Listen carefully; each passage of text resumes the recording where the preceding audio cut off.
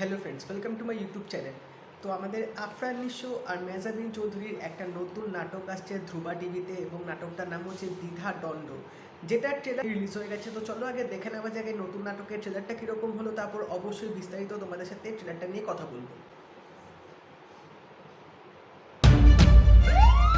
আপনারা জানেন যে জনাব ইব্রাহিম মিয়া 5 কোটি টাকা চুরি করে পালিয়ে গেছেন।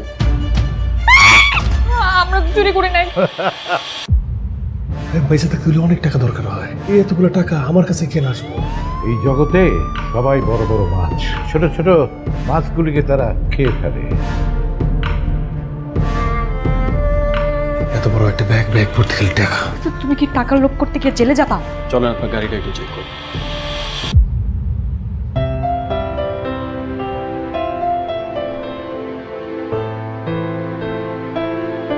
এত টাকা আমি জীবনেও দেখি নাই, তুমিও দেখো নাই। আমরা এখন কি করবো? লোক তো জেলে যাবে, আমাদেরকে নিয়ে যাবে। উনার মতো একজন মানুষের কাছে এতগুলো টাকা কিভাবে গেল? এও অসৎ পথে আসছিল, দেখছো? কেউ সৎ পথে নাই। তুমি কি ক্রিমিনাল মতো কাজ করতেছো কেন? বাপরে বাপ, 5 কোটি টাকা! তো বিশাল বড় লোক হয়ে গেছি। এই 5 কোটি টাকার কথা ভাবলে দেখো লোমগুলো দাঁড়িয়ে যেতেছে।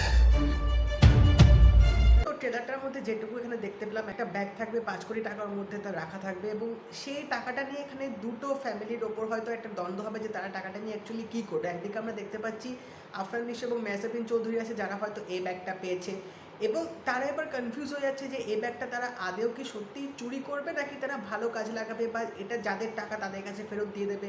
এবং অন্যদিকে আরেকজনকে আমরা দেখতে পাচ্ছি, আরেকটা ফ্যামিলি আছে যে এখানে একটা বয়স্ক লোক অভিনয় করছে, নামটা আমার এখন মনে নেই অ্যাকচুয়ালি। তো এবার তারও হয়তো একটা ফ্যামিলি আছে এবং সেখানেও হয়তো টাকাটা খুব প্রয়োজন, যেটা আমার এই ট্রেলারটা দেখে মনে হলো।